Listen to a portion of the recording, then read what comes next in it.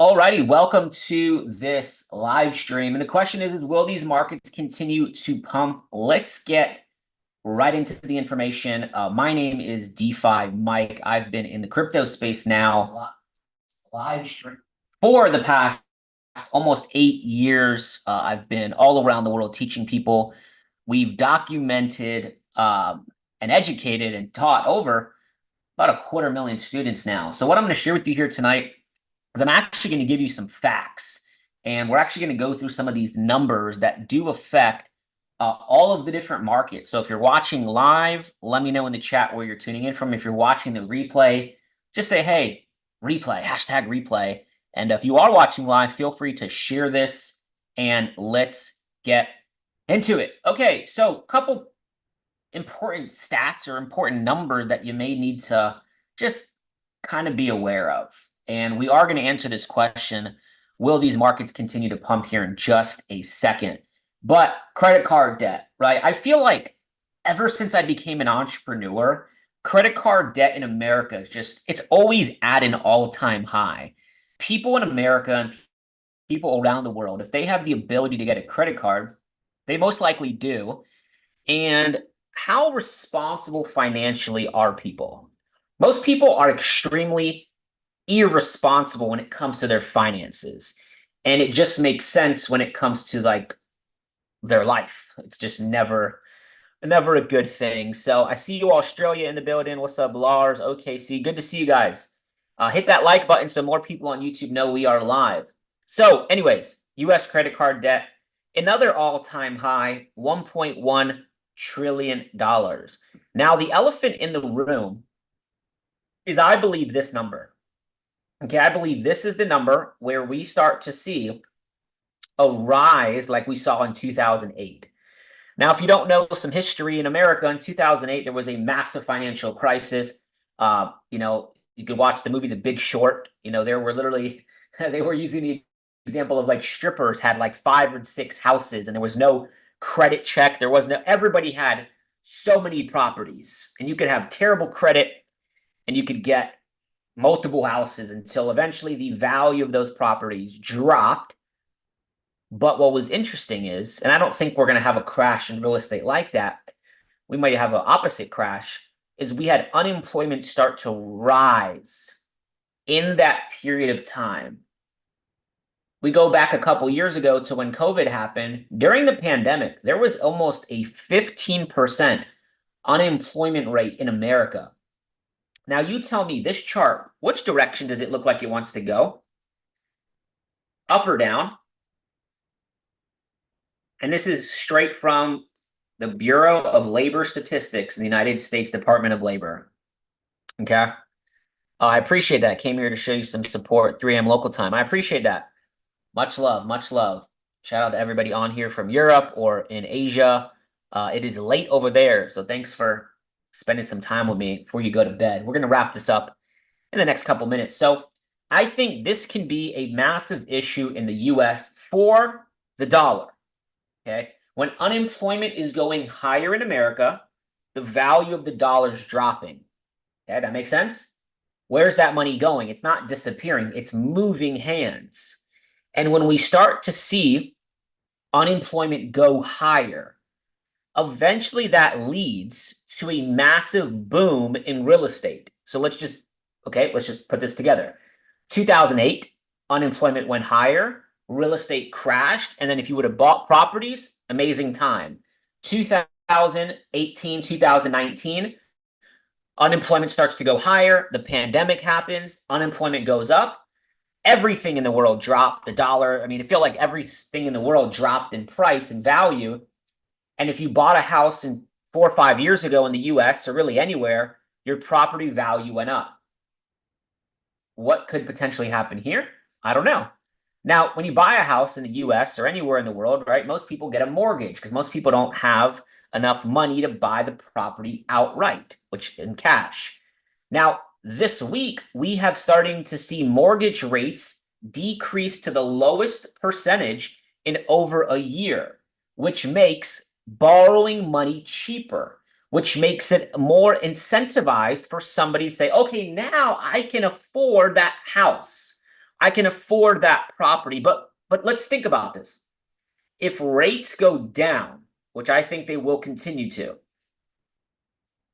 and the property's value goes higher, then there could actually be there will be so many bad real estate deals. I'm not going to get into that. Maybe if you guys want me to, I'll bring some of my real estate expert friends on here, and let me know in the chat if you would like me to bring in some of my. I have some really, really powerful connections in real estate. I'm personally not in real estate, so maybe I'll just bring them in and we'll do an interview. Let me know in the chat if you want me to do that. I would love to actually set that up if you guys want me to. Property values go up in value, interest rates go down, people can still get into bad deals. But the illusion or the deception that rates are going down, now they think it's a good time to start buying properties. And then they get stuck in a bad deal. Oh my God. I was looking into buying a house. Yeah, it depends where you live. Is it, all those things depend. Like in Florida, I live in Florida, in Miami, in the US. There are places in Florida where the economy in that city has crashed and properties are half of what they would be where I currently live now, literally half. So maybe we'll do that. So mortgage rates are starting to drop. Now, if you guys don't know, today, the NASDAQ, okay, the US stock market, the S&P and the NASDAQ had the best day since 2022. Now, did you know something? That over the past week, though, there was about $5 to $6 trillion in the stock market that was taken out, right? It wasn't lost because that money is just moving hands. It's always moving. But last week was a very bad week in the stock market, okay? The amount of losses that were experienced was about 3 times the entire market cap of crypto. Isn't that crazy? How in a couple of days, the stock market lost what was in all of the cryptocurrency market. Yeah, make sure you guys smash that like button and hit that subscribe button. If you guys are not subscribed to this channel, we got tons of free content, tons of videos on here. And I can't say it yet. We have a very, very cool announcement in the next week or two. That is something for free. That is a gift from me to every single one of you that watches my content. It is a token of appreciation. And I have something, I can't say it. I had a 3-hour meeting last night with my team, and we're gonna explain. I'm gonna be releasing something really cool for all of y'all. It's completely for free next week. Okay. So we talk about, okay, great day in the stock market here today. Okay, is this thing lagging? I just got back home and was in Mexico. That's why I'm all red and sunburn. Anyways, so we talk about rates. We talked about mortgage rates. We talked about how there was a lot of price volatility in the market, and are we currently in? Okay, a lot of people think we could be in one of these bear traps. Yeah, why is it zooming in so much? Where this is something that we look for in crypto, we look for in these financial markets. Smart money gets in early. Institutional investors love to get in that bear trap. How many of you guys believe that we just experienced a bear trap? Okay. Very possible. I think that this US election will be heavily there will be heavy talks about crypto. We know potentially, Trump's stance on crypto. He just spoke at the Bitcoin conference. Okay. If the other side wins, we don't really know their stance on crypto because their side is in office right now. And what have they been trying to do?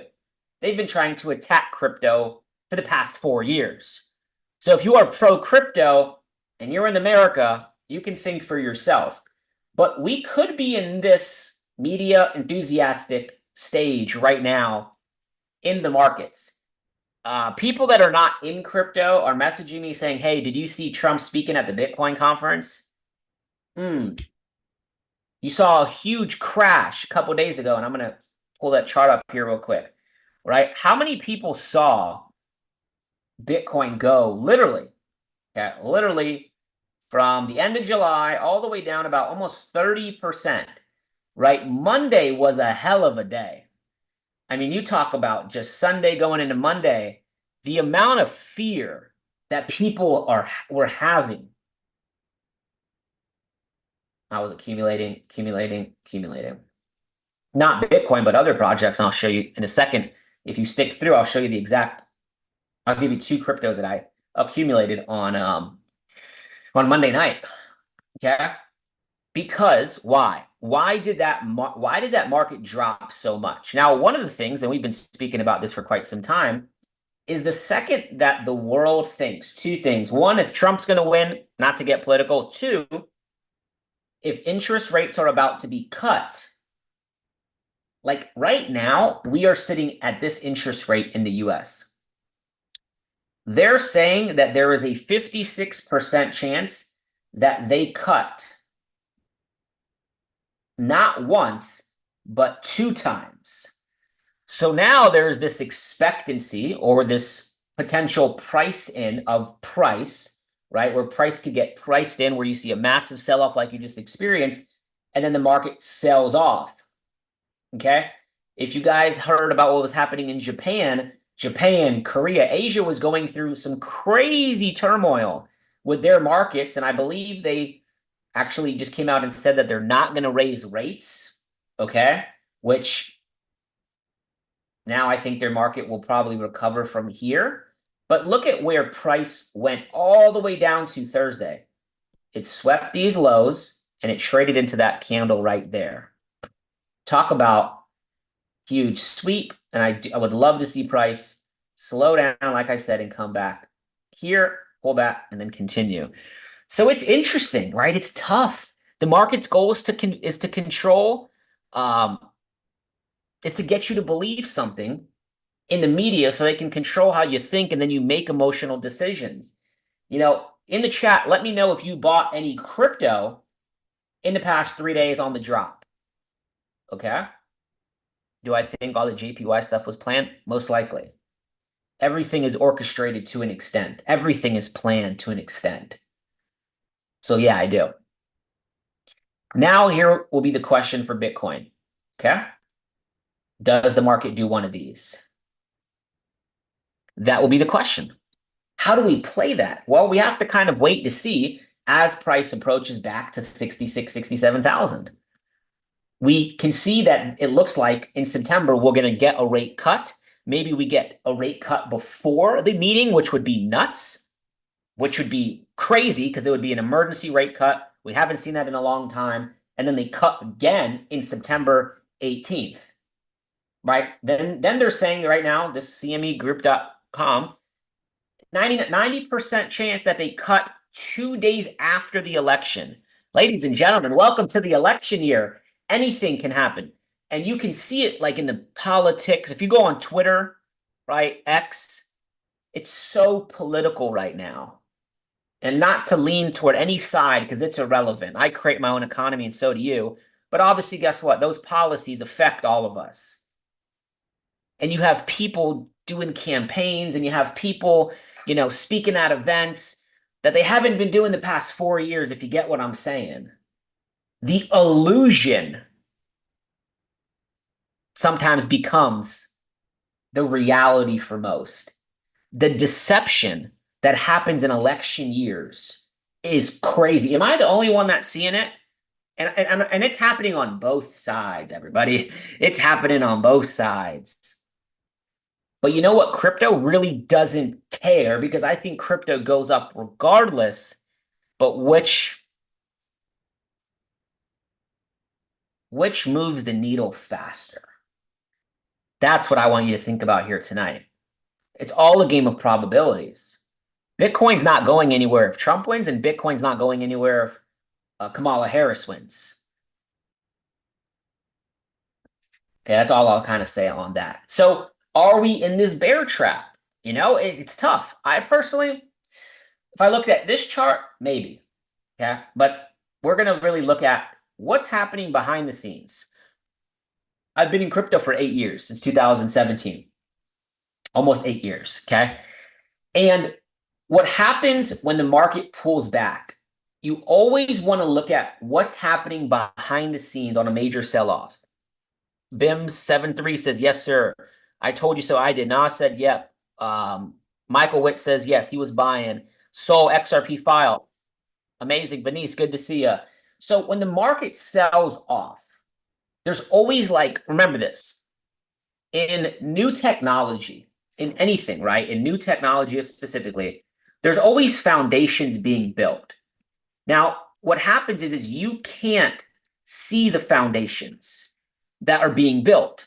Okay, you go back in time over here. I mean, Jesus Christ, you know how much foundational work was happening in this period of time when Bitcoin looked dead out of the water? I mean, good Lord, the foundational work. This is when like Coinbase started, and all these exchanges started to pop up, like Kraken and Coinbase, and Binance really started to take a huge presence in the world. Like all of this foundational work you don't really see, right? When COVID happened, foundational work was happening in crypto, and Grayscale was getting in, and they were launching funds, and all this ETF talk really started to brew in 2020, 2021. It got approved years later. Guess what? Grayscale is not done launching new investment firms. I saw something where Morgan Stanley, okay, go research how much money they have. They have a good amount of money. Morgan Stanley, take a look at this.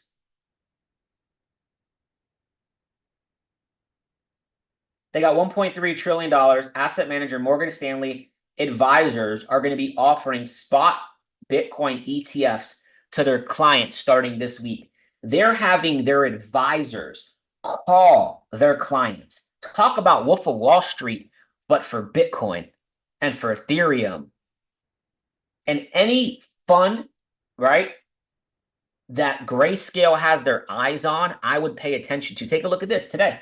Yesterday, Grayscale launches new crypto investment trust for Sui and for Tau. We've been speaking about Sui for quite some time. You look at the price action. Sui is flying right now. All my students and people that I advise with, we're going to be looking for a potential re-entry here. Sui, $2 billion in market cap. Okay. We've seen this thing get to as high as what? 2.5. This is almost back at an all-time high in market cap. And the reason that the tokenomics work this way is because more tokens are getting released. And I don't really like their tokenomics, but look at that trading volume. That's incredible. I love to see that. I love to see that. It's 37th biggest project in the world. Grayscale is launching a fund so that their investors can get a piece of that. Second one is Tau. How many of you guys know what BitTensor is? I'm going to actually explain what it is tonight on this live, but I need you to do one thing. Hit that like button and hit that subscribe button if you haven't done so already. Okay, take a look at this. BitTensor, I'll explain what it is here in a second, has a 21 million token max supply. Is that good or bad in the chat? Good or bad in the chat? Well, it could be really bad if somebody owns like half of it, right? So kind of a trick question, but they don't. Market cap 2 billion, FDV 6 billion. If you do not know the difference between these numbers, I need you to go to DeFiEbook.com and read my free crypto book. Yeah, I have a free book. You can read it so you get educated. DeFiEbook.com. See if I can pin that for you. And take some time. It's free. Okay, you can message me the word DeFi on Instagram if you want to get it that way. But DeFiEbook.com, go through that. Tokenomics are solid here. Okay, all-time high in market cap is literally about almost 5 billion. We're at 2 billion today. All-time high in price, about 700. We were just at, take a look at this. We were just at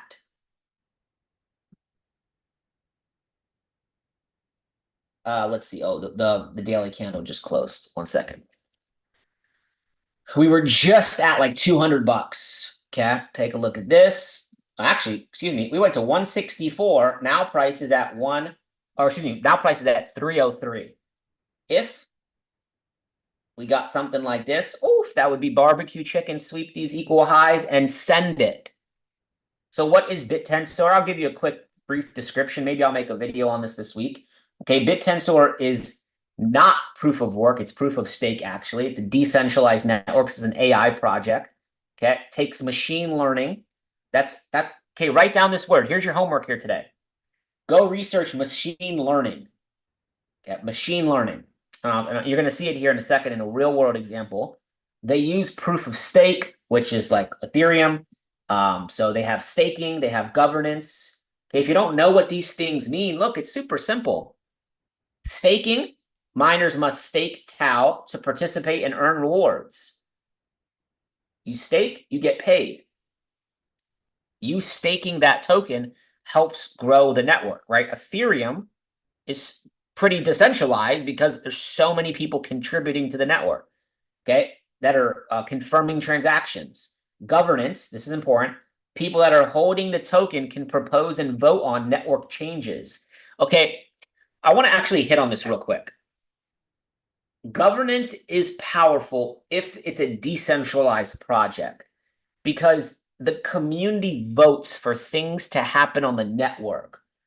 Okay, I think this is really important. And God willing, one day the US elections will be on a DAO where there's governance and every person in America that is registered to vote, that should be voting. Now, we're going to really see if the elite class, the people that really make the decisions, even allow that. But if you want to have an election, or if you want to know who would win a vote for whether it's a fifth grade class, who's the best kid in football, or the president of the United States, you do it on the blockchain. You do it on the blockchain. Now, do you think they'll ever do that? Is the question in the chat. I could see it happening maybe at a state level. I could see it maybe happening at a, we're going to vote for the mayor and it's going to be on the blockchain and every person that's registered to vote places their vote on the blockchain, right? Similar to like them getting a token and then them choosing where that token goes. You know what I'm saying? Is it A, B, or C, and those are three different last names?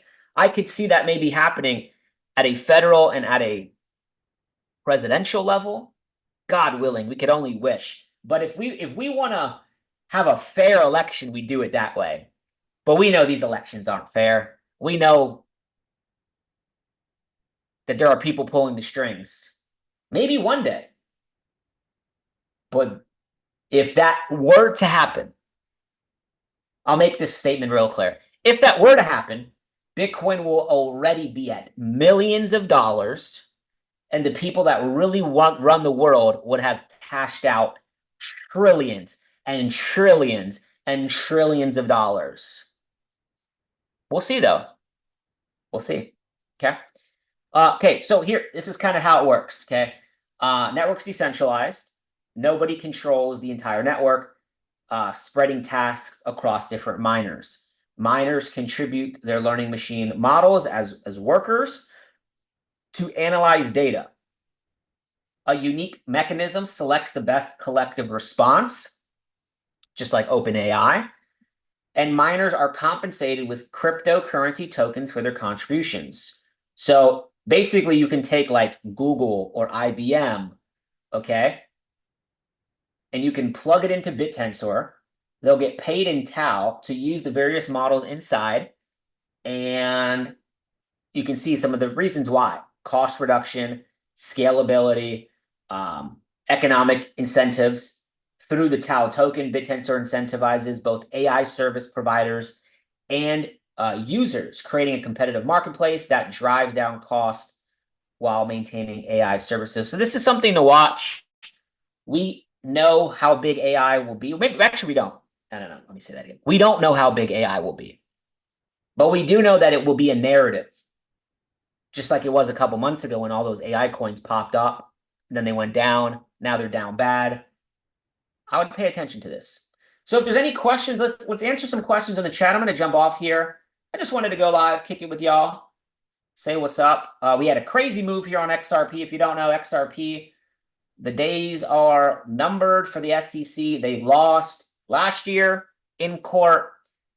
They're paying $125 million civil fine to the SEC. We're really just waiting for the final paperwork, I believe, to close this thing out. Could XRP hold from this level?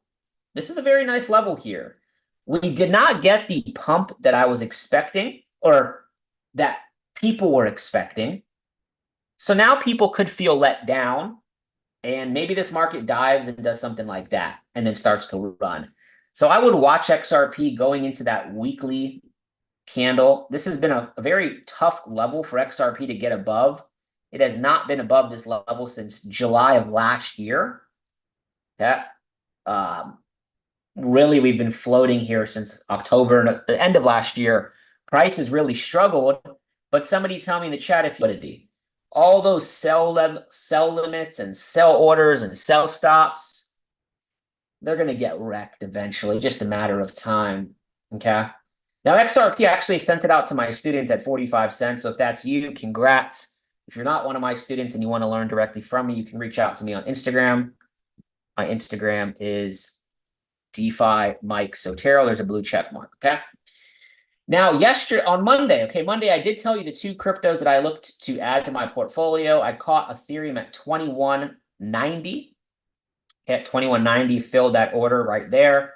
I was waiting. I haven't purchased Ethereum, guys, to be transparent with you, in years. Probably since 2022. Other than the NFT stuff I was doing, but like to buy and hold, I haven't been buying Ethereum in a long time. But I was waiting for this level to kind of come back to. And it's funny because if you take a fib from that low to high, I mean, you can go from here as well, but really from that low, price never closed under the 88.6. We whipped into the 100%, and I was accumulating the second as price really came into that imbalance in price right there. Okay. So Ethereum was definitely one. I like that level. Like I said, wouldn't be surprised if price came back and tested 2,400. Wouldn't be surprised if price wanted to go retest that level here. But it doesn't have to. Okay. I think that's important for everybody to understand. Like the market, when the market wants to go, it can go. You know, Bitcoin was at what? 49,000. And now it's back at 61.2. You know, you really got to understand, like on this weekly time frame, you know, market is building this level of liquidity, right? Where people will continue to try to short off that trend line, right? Which doesn't really exist. And you can see here right now, if this weekly candle were to close right there, I mean, structure still remains bullish. So, you know, does price come in and fill that wick? We take a look at volume. Let's go to actually the monthly. Excuse me, let's go down to the daily. I mean, we had the huge spike in volume right here. So we could see, just like spike in volume here and then price came down, we could see this do something like that. And kind of fill some of that level, some of those imbalances right there. So we're going to be patient. We're going to be patient. Macro, I'm still a bull. Macro, I'm still bullish. And it's all documented here, right? If we're wrong, we're wrong. If we're right, we're right. It is what it is. You know, we look at things like XRP, excuse me, ETH versus Bitcoin. You know, this can come back down here. You know, ETH dominance can easily come back down here. And I'll give you some free game right here. I mean, I'm pretty bullish for the Bitcoin dominance to easily get back to 62 to 70%. So I am bullish on money flowing into Bitcoin compared to the rest of the market for this time being. And if you guys see what happened last time we were up here, when this dropped, that's when the entire altcoin rally started. And that's when things went absolutely euphoric. So price coming up here, very possible. In my opinion, very probable. So be patient. Hope y'all have a good night. Definitely appreciate y'all for those that are subscribed to my channel. I do have a gift for you guys coming in the next 10 days or so. Maybe even as early as like Tuesday or Wednesday this upcoming week. It's free, something I wanted to put together and give all of you guys for all the support and love on YouTube and all social medias. You guys will see that. So have a great night. Trade safe, invest safe, take some risks though. Life's too short not to take some risks. Life's too short to not, go off of that intuition that God gave you. And just know whatever season, last point I'll make here, just know that whatever season that you're in, maybe it's not a good season. It's temporary. Maybe you're in the best season of your life and you have the most money and the most happiness. Remember, never get too high, never get too low. Continue to be grateful for everything you have. I have these Lokai bracelets here, water from Mount Everest, mud from the Dead Sea, the highest and the lowest point on earth to remind me there will always be somebody that has more and there will always be somebody that has less. Okay. This trading stuff, we use it as a vehicle. Investing, we use it as a vehicle to obtain what? To obtain freedom. Okay. But you're already free. Just make sure you're free up here and then you'll be free in the physical. Have a great rest of your guys' night. God bless you. We'll see you soon. Smash that like button, hit that subscribe